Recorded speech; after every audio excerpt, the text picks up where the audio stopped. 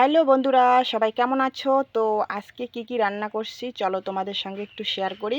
তো অনেক দিন থেকে তো ব্লগ ভিডিও দেওয়া হয় না। তো আজকে হচ্ছে শীদলের ছাকা, আর শীদলের ছাকা খেতে কে ভালোবাসো সবাই একটু জানাবে। তো এখানে ভাত বসিয়ে দিয়েছি, ভাত একদম টকবক করে হচ্ছে। ভাত দিয়ে শীদলের ছাকা আজকে খাবো, দেখতে থাকো। প্রথমে করব আলু ভাজা। আলুগুলো নুন হলুদ দিয়ে মেখে রেখেছি।